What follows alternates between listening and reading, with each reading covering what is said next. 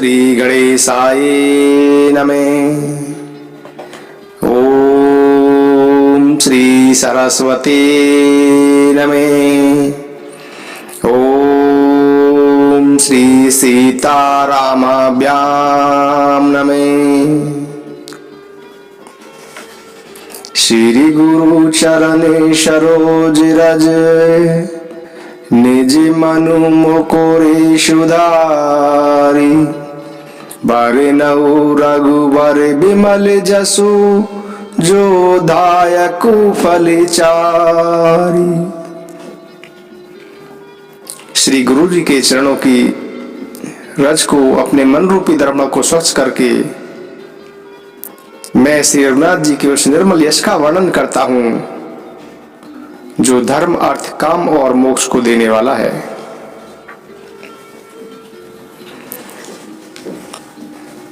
एक बार प्रभु श्री रामचंद्र जी भाई लक्ष्मण और सीता जी सहित पंचवटी में निवास कर रहे थे। उसी समय रावण की बहन शूर्पणखा पंचवटी में पहुंचती है और पंचवटी में प्रभु श्री राम जी और लक्ष्मण जी को देखकर मोहित हो जाती है।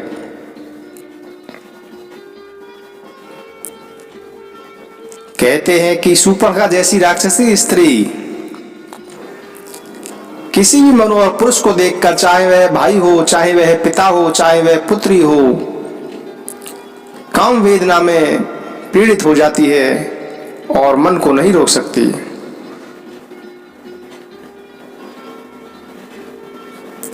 वह सुंदर रूप बनाकर शूर्पणखा प्रभु श्री रामचंद्र जी के पास पहुंचती है और प्रभु श्री रामचंद्र से कहती है, तुम्हें शम पुरुष ने मोह शम नारी। यह संजोग विधि रचा बेचारी।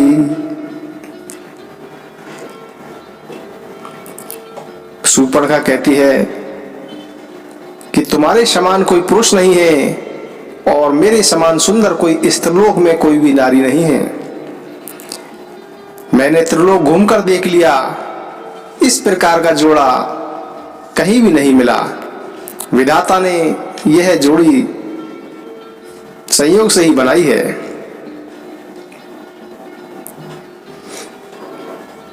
शूर्पणखा प्रभु श्री रामचंद्र जी से विवाह करने के लिए प्रस्ताव रखती है। प्रभु श्री रामचंद्र जी शूर्पणखा को लक्ष्मण जी के पास भेज देते हैं। लक्ष्मण जी ऐसा कहकर कि मैं तो उनका दास हूं, मैं पराधीन हूं, मेरे से विवाह करके तुम्हें सुख नहीं मिलेगा, वो उनको फिर प्रभु श्री राम जी के पास भेज देते हैं कि वही कौशलपुर के राजा हैं। शूर्पणखा फिर प्रभु श्री रामचंद्र जी के पास जाती है। प्रभु श्री रामचंद्र जी फिर उसको लक्ष्मण के पास भेज देते हैं। इस प्रकार वह शूर्पणखा खिसिया जाती है और खिसिया कर जब सीता जी की तरफ देखती है तभी प्रभु श्री रामचंद्र जी लक्ष्मण जी को इशारा करते हैं और लक्ष्मण जी अत्यंत शीघ्रता के साथ ही शूर्पणखा के नाक कान काट देते हैं। बिना नाक कान की वह भयंकर हुई शूर्पणखा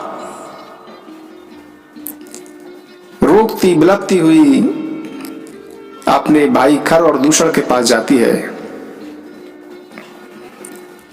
खरदूषण से कहती है कि तुम्हारी वीरता को धिक्कार है, तुम्हारे बल को धिक्कार है। दो राजकुमारी ने तुम्हारी बहन की नाक कान काट दिए और तुम अपने को बड़े योद्धा कहते हो। इस प्रकार से खर और दूषण शूर्पणखा की बात सुनकर प्रभु श्री रामचंद्र जी से युद्ध करने के लिए सेना तैयार करते हैं। खरदूषण और प्रभु श्री रामचंद्र जी और लक्ष्मण जी में भयंकर युद्ध होता है और प्रभु श्री रामचंद्र जी खरदूषण का श्रृंगार कर देते हैं। खरदूषण के मरने के बाद शूर्पणखा बौखलाकर अपने भाई रावण के पास जाती है और रावण से कहती है कि तू शराब पी लेता है, दिन रात सोता रहता है, तुझे पता नहीं है कि शत्रु तेरे सिर पर आ चुका है। शूर्पणखा रावण को नीति का पाठ पढ़ाती है और कहती है कि नीति के बिना राज्य और धर्म के बिना धन प्राप्त करने से, भगवान को समर्पण किए बिना उत्तम कर्म करने से, ज्ञान उत्पन्न किए बिना विद्या पढ़ने से परिणाम में हाथ में कुछ भी नहीं लगता। जिस प्रकार विषयों के साथ से सन्यासी, बुरी सलाह से राजा, मान से ज्ञान और मदिरापन से लज्जा, नम्रता के बिना प्रीति और अहंकार से गुणवान व्यक्ति शीघ्र ही नष्ट हो जाते हैं, इस प्रकार की नीति मैंने सुनी है। आगे कहती है कि इन 6 चीजों को कभी भी छोटा नहीं मानना चाहिए, जिनमें शत्रु, रोग, अग्नि, पाप, स्वामी और सर्प, इन 6 को कभी भी छोटा नहीं मानना चाहिए। इस प्रकार से शूर्पणखा अनेक प्रकार से विलाप करके रावण के पास रोती हुई उसको भगवान श्री रामचंद्र जी की तरफ युद्ध करने के लिए उकसाती है। शूर्पणखा कहती है कि वे 2 राजकुमार अयोध्या के राजा दशरथ के पुत्र हैं, जो पुरुष सिंह के समान हैं, वन में शिकार खेलने आए हैं। उनकी करनी से तो ऐसा जान पड़ता है कि वे पृथ्वी को राक्षसों के रहित कर देंगे। जिनकी भुजाओं का बल पाकर हे दशमुख मुनि लोग वन में निडर होकर विचरने लगे हैं। वे दोनों देखने में तो बालक हैं, पर हैं काल के समान। वे परम धीर, श्रेष्ठ धनुर्धर और अनेक गुणों से युक्त हैं। दोनों भाइयों का बल और प्रताप की बराबरी कोई नहीं कर सकता। वे राक्षसों का वध करने लगे हैं और देवता और मुनियों को सुख देने वाले हैं। वे दोनों भाई शोभा के धाम हैं। राम ऐसा उनका नाम है। उनके साथ एक सुंदरी तरुणी स्त्री भी है।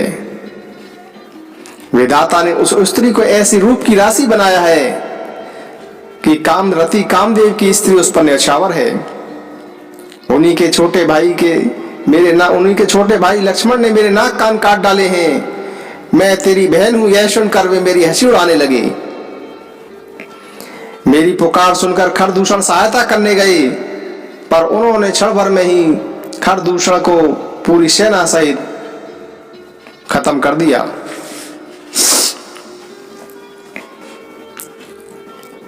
उसने शूर्पणखा को समझाकर बहुत प्रकार से अपनी शक्ति का वर्णन किया, किंतु मन में वह अत्यंत चिंतित होकर अपने महल में गया और उस रावण को पूरी रात नींद नहीं आई। रावण मन में विचार करने लगा कि देवता, मनुष्य, असुर, नाग और पक्षियों में ऐसा कोई नहीं है जो खर और दूषण को मार सके।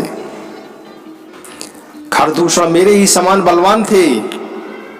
खरदूषण को भगवान के बिना और कोई नहीं मार सकता है।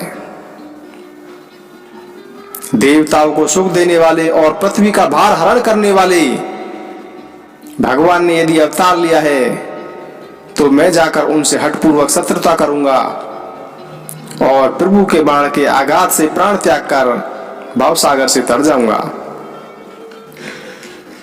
इस तामस शरीर से अब भजन तो होता नहीं है, इसलिए मेरा मन, कर्म और वचन से अब यही दृढ़ निश्चय है कि मैं प्रभु से वैर लेकर अपने उनके हाथों से मरकर मोक्ष प्राप्त करूंगा।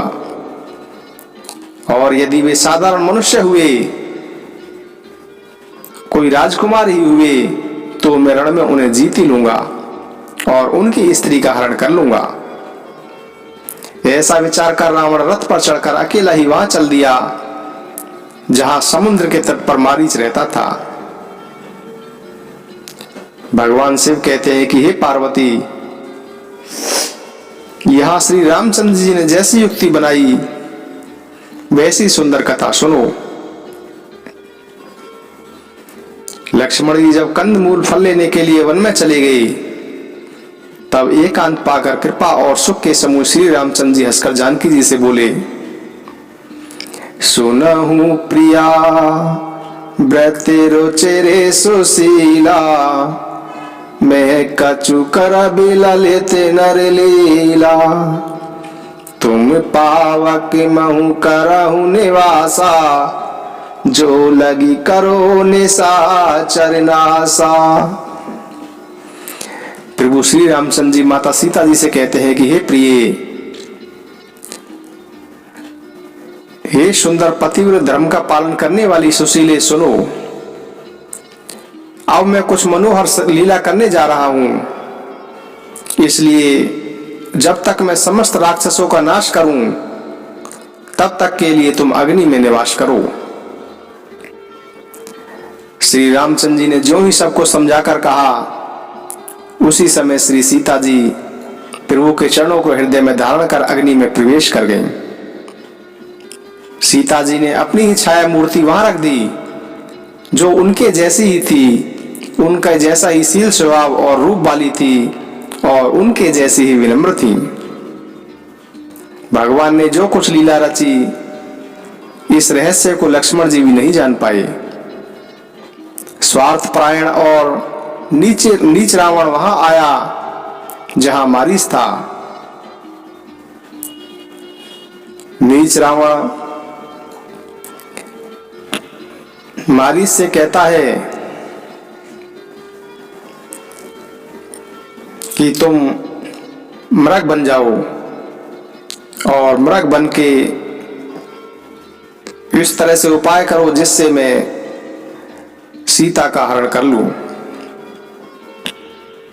तब मारीच ने रावण से कहा कि वे मनुष्य रूप में चराचर के ईश्वर हैं। हे तात, आप उनसे वैर न कीजिए। उन्हीं के मारने से मरना और उन्हीं के जिलाने से जीना होता है, अर्थात सबका जीवन मरण उन्हीं के अधीन है। यही राजकुमार मुनि विश्वामित्र जी के यज्ञ की रक्षा करने के लिए आए हैं।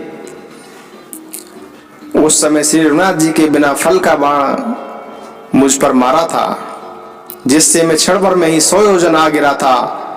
उनसे वैर करने में कल्याण नहीं है। मेरी दशा तो भृंगी के कीड़े की तरह हो गई है। अब मैं जहां तहां श्री राम लक्ष्मण दोनों भाइयों को ही देखता हूं। और हे तात, यदि वे मनुष्य हैं तो भी बड़े शूरवीर हैं, उनसे विरोध करने में सफलता नहीं मिलेगी।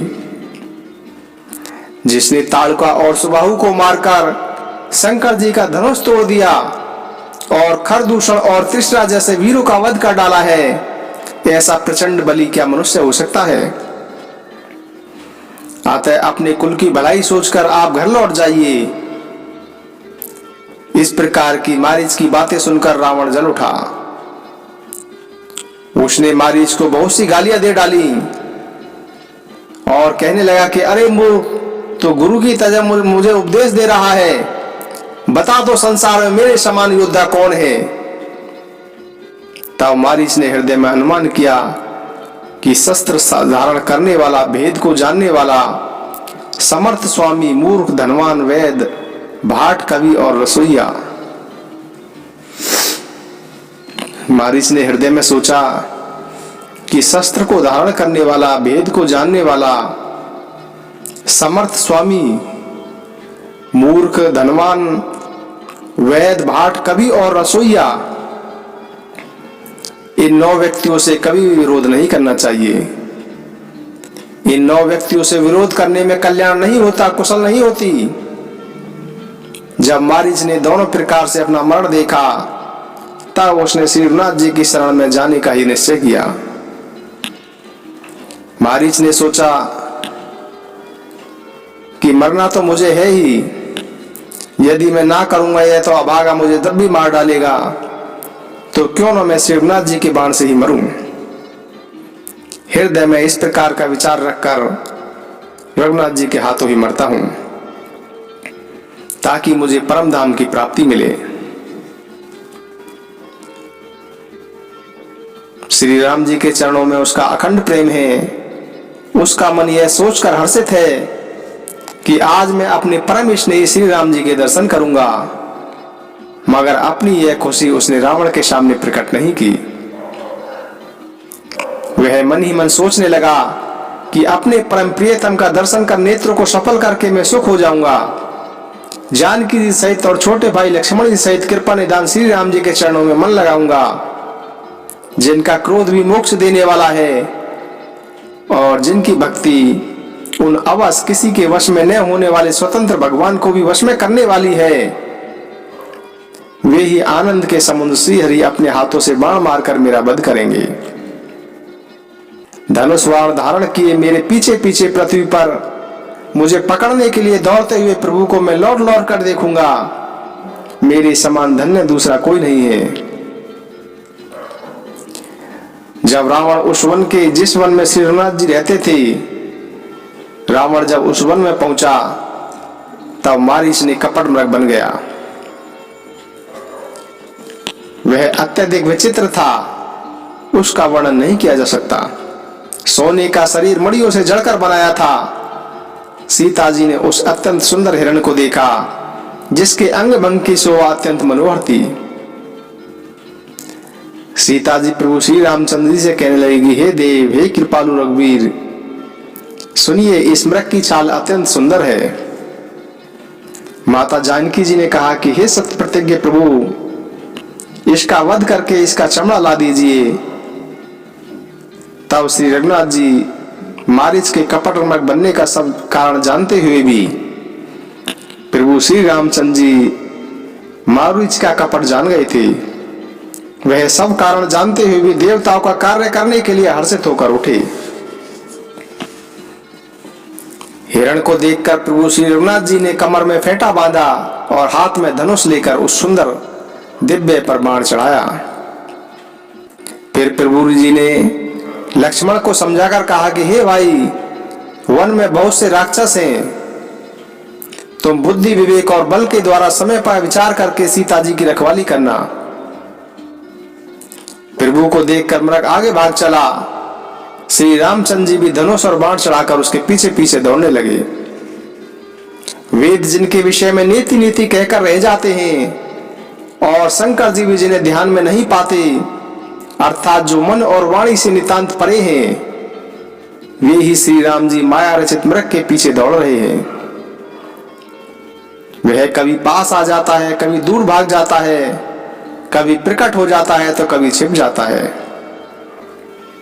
इस प्रकार प्रकट होता है और छिपता हुआ तथा अनेक प्रकार से छल करता हुआ वह प्रभु को दूर ले गया। तब प्रभु श्री रामचंद्र जी ने निशाना साधकर कठोर बाण मारा। उस बाण के लगते ही वह गर्जन कर पृथ्वी पर गिर पड़ा। पहले लक्ष्मण जी का नाम लेकर उसने पीछे मन में श्री राम जी का स्मरण किया। मरते समय उसने अपना राक्षसी रूप प्रकट किया और प्रेम पूर्वक श्री राम जी का स्मरण किया। सर्वज्ञ श्री रामचंद्र जी ने उसके हृदय में प्रेम को पहचान कर उसे वह गति परम पद दिया जो मुनियों को भी दुर्लभ है। देवता बहुत अधिक फूल बरसाने लगे। प्रभु के गुणों की गाथा स्मृतियां गा रहे हैं कि श्री रघुनाथ जी ऐसे दीन बंधु हैं कि उन्होंने राक्षस को भी अपना परम पद दे दिया। दुष्ट मारीच का वध करके प्रभु श्री रामचंद्र जी तुरंत ही लौट पड़े। उनके हाथ में धनुष और कमर में तरकस शोभा दे रहा है।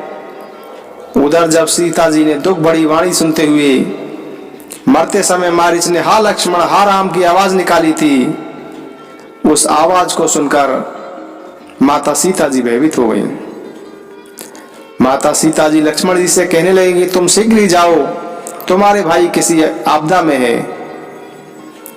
माता सीता जी की इस बात को सुनकर लक्ष्मण जी ने हंसकर कहा कि हे माता, सुनो, जिनकी भ्रुकुटी विलास सिर्फ भौके इशारे मात्र से सारी सृष्टि का प्रलय हो जाता है, वे श्री राम जी क्या कभी स्वप्न में भी आपदा में पड़ सकते हैं?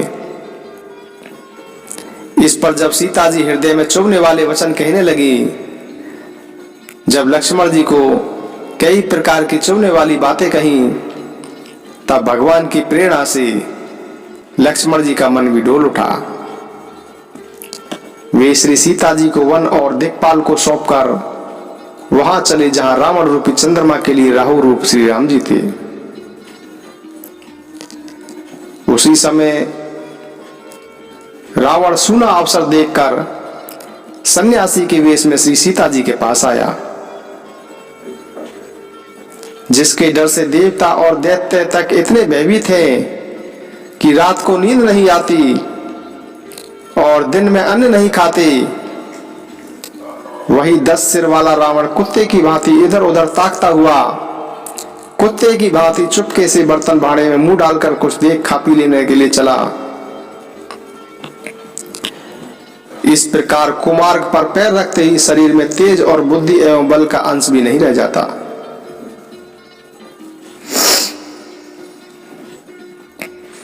कुमार्ग पर चलने से शरीर में तेज और बुद्धि और बल का नाश हो जाता है।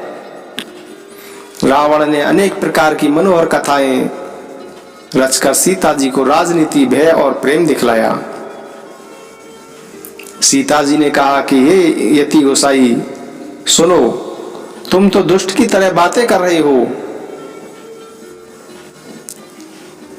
तब रावण ने अपना असली रूप दिखलाया और अपना नाम बताया। सीता जी डर गईं। उन्होंने गहरा धीरज धरकर कहा कि अरे दुष्ट, खड़ा तो रहे, मेरे स्वामी आगे हैं। जैसे सिंह की स्त्री को तुच्छ खरगोश चाहे, वैसे ही अरे राक्षस राज, तू मेरी चाह करके काल के वश हो गया है। ये वचन सुनते ही रावण क्रोधित हो गया, परंतु हृदय में उसने सीता जी के चरणों की वंदना करके सुख माना। फिर क्रोध में भरकर रावण ने सीता जी को रथ पर बिठा लिया और वह बड़ी ही शीघ्रता के साथ आकाश मार्ग से चल पड़ा। किंतु डर के मारे रथ हाँक के नहीं जाता था।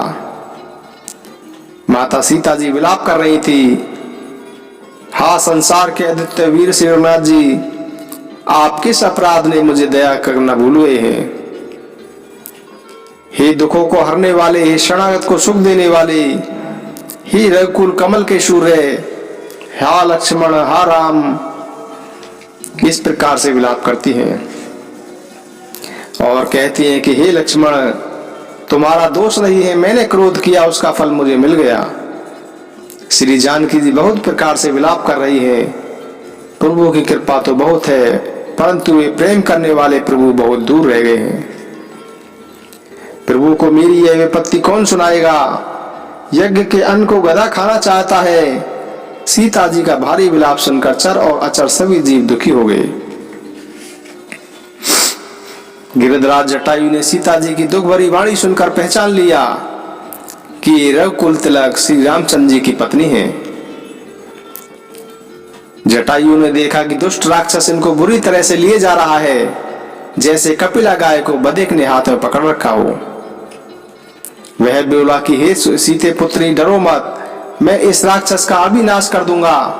यह कहकर वह पक्षी क्रोध में भरकर इस प्रकार दौड़ा जैसे पर्वत की ओर वज्र छूटता हो। उसने ललकार कर कहा कि अरे दुष्ट, खड़ा क्यों नहीं होता? निडर होकर चला जा रहा है, मुझे तो नहीं जानता। उसको यमराज के समान आता हुआ देखकर रावण घूमकर वन में अनुमान करने लगा। उसने मन में सोचा कि यह या तो कोई मेनाक पर्वत है या पक्षियों का स्वामी गरुड़ है। अपने स्वामी विष्णु समेत मेरे बल को जानता है। कुछ पास आने पर रावण ने उसे पहचान लिया और बोला कि यह तो बूढ़ा जटायु है, यह मेरे हाथ रूपी तीर्थ में शरीर त्याग करेगा। यह सुनते ही गीध क्रोध में भरकर बड़े ही वेग से दौड़ा और बोला कि रावण, मेरी शिक्षा को सुन ले, जानकी जी को छोड़कर कुशल पूर्वक अपने घर चला जा, नहीं तो हे बहुत बाहुओं वाले, ऐसा होगा कि श्री राम जी के क्रोध रूपी अत्यंत भयंकर अग्नि में तेरा सारा वंश पतंगे की भांति भस्म हो जाएगा। योद्धा दशमुख कुछ उत्तर नहीं देता। तब गिद्ध क्रोध करके दौड़ा उसने रावण के बाल पकड़कर उसे रथ के नीचे उतार दिया। रावण धरती पर गिर पड़ा। गिद्ध सीता जी को एक ओर बैठाकर फिर वापस लौटा और चोंच से मार मार कर रावण के शरीर को विदीर्ण कर डाला। इससे वह एक घड़ी के लिए मूर्छित हो गया। तब वह खिसियाया हुआ रावण क्रोध करके अत्यंत भयानक कटार निकाली और उसने जटायु के पंख काट डाले। पक्षी जटायु श्री राम जी की अद्भुत लीला का स्मरण करके पृथ्वी पर गिर पड़ा। सीता जी को फिर रथ पर चढ़ाकर रावण बड़ी ही शीघ्रता के साथ चला। उसे भय कम ने था। सीता जी आकाश में विलाप करती हुई जा रही हैं, मानो व्याध के वश में पड़ी हुई जाल में फंसी हुई कोई डरी हुई हिरणी हो। पर्वत पर बैठे हुए बंदरों को देखकर सीता जी ने प्रभु का नाम लेकर वस्त्र डाल दिया। इस प्रकार वह सीता जी को ले गया और उन्हें अशोक वन में ले जाकर रखा।